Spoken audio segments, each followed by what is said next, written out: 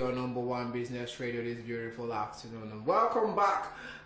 We are here with the Investors Education Series this afternoon because we need to educate all our investors. Everyone who's listening to us, you need to be educated on how to invest so that you will invest amiss. Because the Bible said that we pray and we do not get anything because we pray amiss. So you might be investing and not get returns because you are investing amiss. And that's why we are here for Investors Education Series, so that you listening to us and you watching us live on Facebook and on all other of our social media platforms will not invest amiss. And still to drive this boat, this train of Investors Education Series is our honorable investment banker, Mr. Charles Fakroha.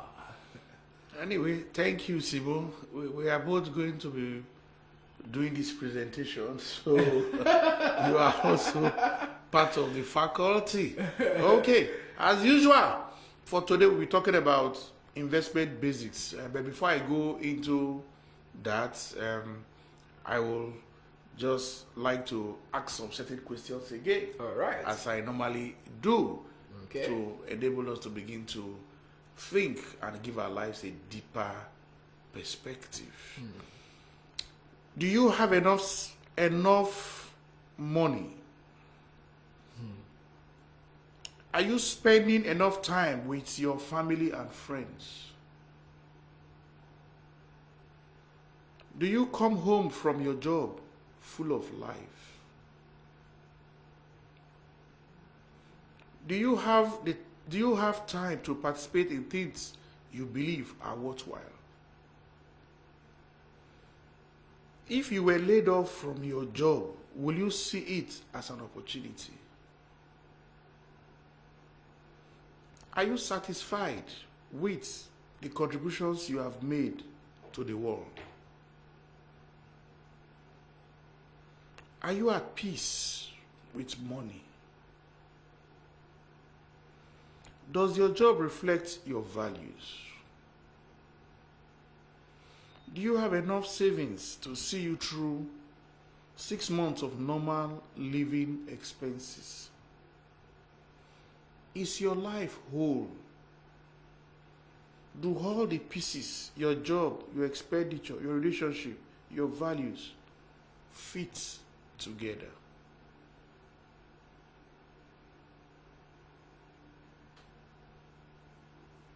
I'll move on straight to the topic of today.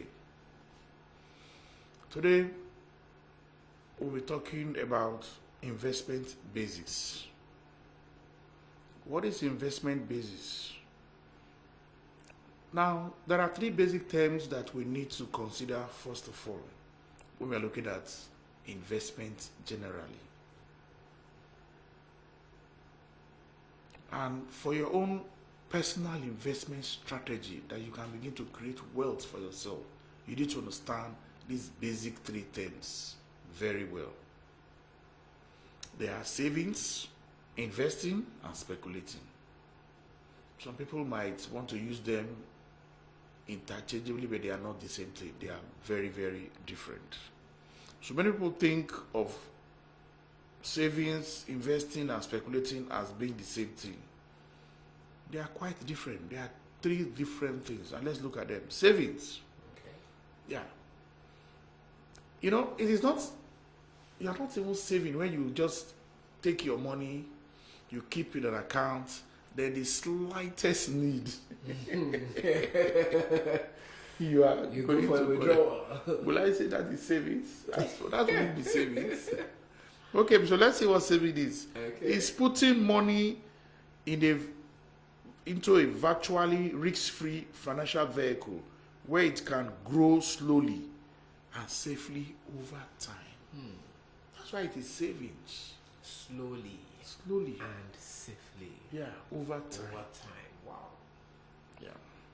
And you know, in the last episode, we recommend that you should have at least 6 months of your salary in your savings account. And when you start, your first financial goal should be, I should have in the savings account 6 months of my salary. That's why we ask in those questions that if you are laid off your job, will it be an opportunity for you? Why you are not trying to, get yourself back within that 6 months? You will still be living your normal way you are living. And that's why I'm saying, if you start working as a young person, the first financial goal you set for yourself, maybe not to buy a car. Okay. It is to have a saving emergency, at least 6 months. So if you are being paid 100,000, you should have at least 600,000 naira in your savings account. Wow. And that you can even agree with the bank, you don't even touch it, because it's like it's an emergency. Okay. All right. So that is savings. We have seen the definition. It's putting money into a virtually risk-free financial vehicle where it can grow slowly and safely over time. That is savings. And if you have read the richest man in Babylon, who tells you you should save at least 10% of your salary. This is after you have settled spirituality. Of course, you have paid your tithe, you have done according to what you believe. You have done that. Remaining 90%, you can save at least 10% of that. And we have also said it's better you save first before spending. Don't go and spend and you are coming back. There will be nothing to save. So that is savings. Then the next step we need to understand is investing. Investing. Anyway, some people have said if somebody invested financially, they will be looking for a return at the end. Yes. But if somebody invested or you invest emotionally, Wow. you will be looking for returns there. Well, there should be returns. You'll be looking for engagement. Ooh. Yes, because you are fully involved. Okay. So trying to process that. yeah, and so that's why we advise human resource people to always encourage in the workplace. Don't just tell your workers to just work, their hands and their brain. Their hearts should be involved. That is emotionally. They should get involved, So, and they want to contribute. That's the right word. Once they invest emotionally, at the end, they want to contribute. But the investors in that company who don't come, they just put in their money. At the end, it's the returns they want. But you that are there, invest emotionally, you want to contribute because you are involved emotionally. So that is investing. I will take the definition again. Investing is putting money into a financial vehicle with some degree of risk in the hope of seeing the money grow significantly over time. So you can see for saving, we are talking of, it's supposed to be risk-free. There should be no risks. The only risk there that you would experience maybe might be inflation. Yeah, that will be, and we are coming to that, that will be inflation. Okay. And of course there's nothing you can do about that. And that's why if you are giving a little return, then you can discuss your financial institution to see that the returns that you get should be at least something reasonable, so inflation will not come and hit up your money, and you are not taking any risks. But for investing, you can see that degree of risk in the hope of seeing the money grow significantly over time. So that is investing. Now the last 10 will be speculating. People have told, they are speculators. You have seen analysts say, okay, investors are different from speculators and all that. Yes, a speculator, we will say in the market, is somebody who has a short-term horizon in his investment. Okay. He wants to get into a vehicle, an investment vehicle today, and in 2 days' time, even if at that same day, there are those we even call intraday traders. Within that same day, they buy in the morning, in the afternoon, they are selling. Wow. Okay, so, and that is, they say they speculate. So what is this speculation?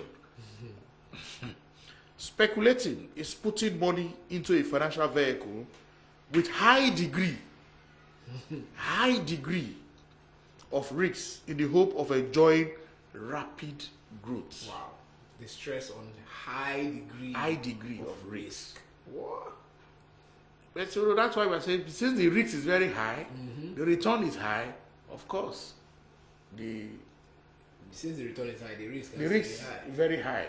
So Because- the question would now is, are you willing to take that amount of risk? Most of us think we are risky, but we do simple exercise, we discover that we are virtually risk averse.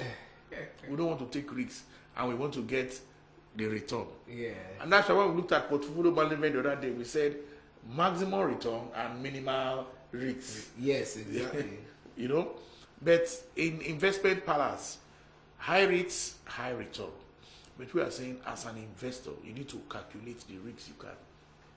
Your risk Yes, tolerance. sure. You need to understand that. And that's why I always advise investors, no matter what the market is doing, get in touch with your stockbroker, your investment analyst, your investment advisor, and understand. Like if you come to me, there are certain questions I will ask you, certain tests we will do to kind of profile your risk nature, whether you are risk adverse, your risk tolerance, the amount of risks that you can take. Then we can say, okay, this and where you can really invest. Okay, so it's not just coming and making your investment. So that is the three terms we need to really understand when we are talking of investment basics. So we should also understand that savings comes first. We have said your first financial goal should be to build up savings to protect yourself in case of emergency. So as a young person, you are just starting work, or you're already working, you know, or you're just realizing now, your first financial goal should be you build up enough savings to protect yourself in case of emergency. And like we have said, let it be 6 months of your salary. So basic investment vehicles. What are these investment vehicles that are available to investors that they can put their money into? Once you have accumulated your emergency cash fund and you are ready to consider investing. Now, this might sound a little bit weird. We are telling you that you're not even supposed to start investing until you have accumulated that your 6 month savings. Have it there. That is kind of like your emergency. That is like your backup. It is there. Then, once you have achieved that, you are now ready to invest. There are a lot of vehicles that are available for investors. It's a little bit, how do I put it now? When you go to social gathering, people talk, oh, I have shares, people talk, you know, and all that. But if you go deep down, some of them don't really understand the basis of their investment. Yeah. And that's why we at Broadcast Radio, we take our time to come down to the basis so that they understand what they are investing into. So the vehicles that are available to the ordinary investor, you have shares, which is the first one we're going to be talking. Okay. Shares is very, very important. And we have said, okay, although you have other ones, you have bonds, you have mutual funds, you have ETFs, you also have real estate investment trusts. You go all the place, you see people talking about real estate. We need to understand how the small investors can invest in real estate. So, but for shares, it's just simply a partial ownership of a company. So if I buy the shares of Mutual Benefits, the shares of ICO Insurance, the shares of GTCO, the shares of Zenith Bank, the shares of Flour Mill, shares of Dangote Cement, MTN Nigeria, I own part of those companies. That is just the essence. And that is one of the vehicles we recommend for young investors and even those who are even old. That is the investment we advise them. Now, but when you are investing in shares, there are certain risks that are involved. In fact, in any investment, risk is involved. Yeah, sure. But people will not tell you the risks that are involved in some of these investment. Now, when you say the realities of risks, let's look at it this way. If I should give you 1,000 naira and say, Samuel, go and get me something outside there, and on getting for yourself, And on getting there, you discover that it was instead of the 1,000 naira you have seen, it is 800 naira you are seeing. You won't feel so bad. It's okay, it's 200 naira. I mean, what happened? You know? How did it get missing and all that? But you still go ahead and get something for yourself. Yeah, it's true. Now, let's assuming that instead of you seeing the 800, you are now seeing 600. How will your reaction now be? I'll be worried because You'll be worried. the amount is quite huge. Okay. 400 out of 1,000. Okay. Listen. And your reaction will be different. Yes. Compared to when you miss the 200, have you? In fact, if I send somebody to and the person brings that report, I might. No, it's for yourself. I've given you the 1,000. Go and get something for yourself. I didn't say get anything for me. Like for yourself. If it were somebody I gave the money to, okay, help me buy something of 1,000, and the person comes back and say, I didn't see 400. Anybody in this instance, we are saying, I have given you. Go and buy something for yourself. Okay. You're not coming to give me any report. Oh. Go and get for yourself. And on getting there, instead of the 1,000, you knew it was 1,000 I gave you. Counted it. Yes. And when you got to where you want to help yourself, it is now 600. First of all, it was 800. 800, yeah. You'll be wondering, Abi? Yes. And of course, you still go ahead to get what you want. Yes, of course. And let's imagine another scenario again. Okay. It's now 600. Your reaction compared to the first time. You will be of a higher degree than the first one. So that is for 600 now. So now imagine that it is now 400. You are now saying.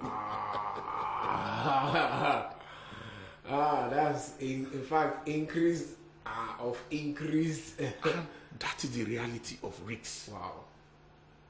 And so most of us think, oh, I can take the risk, but you can see that within this short period, you can see that from the 200 you miss, the 400, the 600, you can see that, like you said, the different degree of reaction. So when people say they want to invest into shares, there are risks that are involved. Wow. The stock market might not do well, and that your 1,000 that you have invested can go as low as becoming 200 naira or 400 naira. What? Yes. So these are some of the little quiz we give to some new investors to try to understand their risk appetite, their risk tolerance. So even the so-called federal government bond, there are risks involved, though it will be very, very difficult if, except if you buy a federal government bond, that the situation that will warrant them not to pay you your coupon, that's your interest, it will be extreme, even if Nigeria is fighting war, you know. So we have now discovered that investors are generally risk adverse. They don't want to take risks. Okay, so that's the reality of risks. Now, we also now discovered that these vehicles that are available for investors, for shares, there are different types of shares that you can buy. You can buy shares from a blue chip companies. You can buy shares for mid-cap companies. You can buy shares from even smaller companies. But you now see that you are investing in a big cap company. The risk that is involved is different from somebody that is investing in a small company that is just coming up. Exactly. So you need to understand your risk profile before you begin to do your investment. So we are saying for savings, if you put your money in a savings account, the risk is less. Now, if you now graduate to now investing in shares, you want to buy shares in GT Bank, Dangote Cement, Boa Cement, and all that, the risks involved will also go up. Yes, exactly. Now, there are other vehicles too that the risk is very, very high. And as we go along this program, we'll begin to talk about what financial experts will call derivatives. You know, you invest in an underlining. You know, it's a little technical issues in finance, but as time goes on, we'll going to look at it. Now, so what are the kind of risks that the average investor is exposed to when you invest either in shares, in bonds? We're going to look at all that. Now, for that's what we call market risks. For those of you who want to invest in shares, it's very simple. You just call your stockbroker, or you can reach us at Broad Street Radio. We can recommend stockbroking firms that you can go and they will give you forms to fill, because the first thing they need to know you. That's what they call KYC, know your client. Oh, wow. Yeah, they need to know Yeah, the person they are dealing with, okay. so that, and of course, the source of your funds, so that you don't go and bring funds that you've gotten illegally. What if somebody comes with that kind of stuff and cooks up a story and says, I have this? No problem now. You have told us where you work, you have told us, and we look at this as what you are receiving as your salary, and this is the investment you are bringing. Or let's say somebody comes, genuinely register with you, you fill the form, you do everything, it tells you where he's working, you collect all the document, BVN and all that, and he starts investing maybe 50,000 naira every month. And after 3 or 4 months, he came with 5 million. Of course, you collect the money. Of course, yeah. You collect the money. But you see, it has become what? An unusual transaction. The pattern doesn't gel any longer again. Yeah. So what you do, we have mechanism that you report. Yes, you make, it's suspicious. That transaction is suspicious. So you make what they call suspicious transaction report to the authorities. Wow. Without telling the customer, because he's not expected to know. It does not because you make that report they are going to arrest him. No. Okay. But just that report to be there. So that, so that your own side of the story. It might be, yes, he just inherited a huge amount of money from his late uncle or whoever, or he wins a pool, a lottery or something like that. But what we are saying, you just make that report. It's a suspicious transaction. You have not done anything wrong. Okay? So it's just for the authorities to to monitor transactions that are moving all around the world. Okay, so you do all that. Okay, now what is this? All what you are doing is just to know the clients, so that illicit fund does not come to the market by way of money laundering.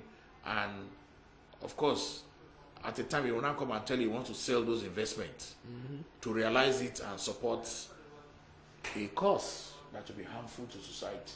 Maybe sponsoring terrorism, sponsoring banditry, and even armed robbery. You know, and all that, yes. Because an armed robber can come to you with funds, and you assist him to put it in an investment vehicle. You have, what you are just helping to do is you have helped him to launder money. That's money laundering. Yes, that's the money laundering. And you know, laundering is an illegal money. You have washed it to make it look clean. So you have to do your KYC. That's the essence of your KYC, so that we use it to know the customer, and we try to prevent illicit funds from getting into the financial system. So, but what are these risks that are involved in investing in shares or bonds generally? Market risks. When we say market risks, you know, that one it affects everybody. Just like if the economy of Nigeria is not doing very well, things are, insecurity is there, companies cannot operate it's going to affect everybody in the market. That's what is called a market risk.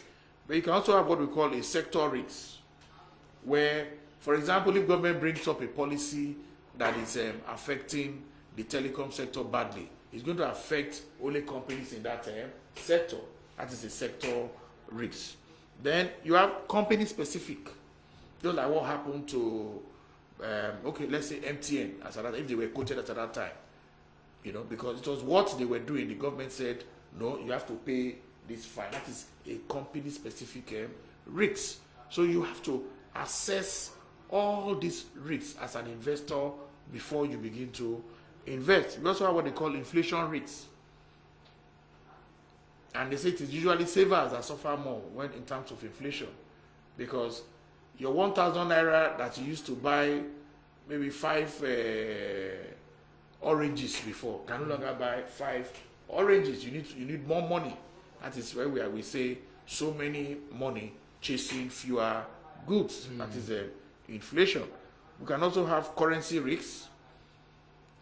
Those who had dollars and they changed to naira, and you can see that the naira is losing compared to the dollar, they will have also have lost. That is a currency risk. But of course, the same thing again. Risks does not need to be negative most of the time. But people don't understand that. You could have risks that can turn positive. So there are positive risks? Of course, it becomes opportunity. Yes. It becomes opportunity. Because risk on its own, according to his definition, is looking like A possibility of a financial loss. That is risk. yeah. But when you go into, you take that risk and it turns out to be good for you. But you have to calculate and understand the risks you are taking. These things can be quantified. The risk expert will tell us all that. We can also have political risks. You know, if a country is going through some political instability and of course their policy too is very unstable. They come out today and say something, tomorrow they say another thing again. So all this, the investor is supposed to consider while trying to invest in the capital market. But the advice we also give is you need to do your own little homework before you can begin to invest in the stock market. You cannot avoid risks in any market. Risk is there. So the most important thing is for you to identify that risk, look at your own self, what amount of risk you can take and invest. And for the capital market, we always advise that you don't use funds that you need for short term to come to invest in the capital market. We have seen cases where people will say, this is my school fees money, I want to turn it around before, and you come and invest in the capital market. That is not correct. They want to make sharp money. That is with not the school correct. fees and The capital market is not a kalu. The capital market is not a quick a quick response. yes, to make your money double your money. No. You invest based on the analysis you have done, look at the companies, and of course if the companies do very well at the end of the day, you can also get your dividend, or if their price go up, you can also benefit from price appreciation. So as a young person, once you have done all this, you're now ready to invest. Your best option is to get a stockbroker. I will take you through the process and you begin to invest. Thank you. Thank you very much, Mr. Charles, for this wonderful education on investment basics. And so you out there that you're planning to invest, like he said, don't come with a short-term money that you have for a long-term investment, because the markets, you might not be able to predict it. You might put in your very little money now and expect that in the next five weeks that you want to use it for a project, it would have yielded, and then the market has its way. The market goes against you. You now go and meet your investment banker. You didn't tell me that I will see this one coming. So now we are telling you ahead of time that don't use what is supposed to be short-term money for a long-term investment. Calculate your risk. If you are the type that cannot take the risk of investment, seek advice. Exactly. There are other things that you can do in order for you to manage your own risk level. Yes, there are other things. Yeah. If you are the type that you are afraid of waters and maybe a sea, you can't go to the beach, and then there are swimming pools. At least you can go to the swimming pool. So it's the same thing for investment. If you can't do, there are some of the investments that you might not be able to do because of your level of risk appetite. Then your investment banker can also help you and say, okay, this area will be very, very okay for you. Avoid this and avoid that. All right, and don't confuse savings for investing, and don't confuse investing or saving for speculating. They are three different things entirely. All right. And for those of you who are just joining us, you may need to go back to our video on Facebook to watch from the beginning, where Mr. Charles took time to explain what saving is, what investing is, and what speculation is. And also he took time to give us guidelines on the things you need to know about the risk involved in investing. It's still Broad Street Radio, your number one business radio. I think we have one other thing to talk about. Yes, we always have a lot of things to talk about. Let's go for a short break. All right, we'll go for a very short break, and when we come back, we will give you more information on business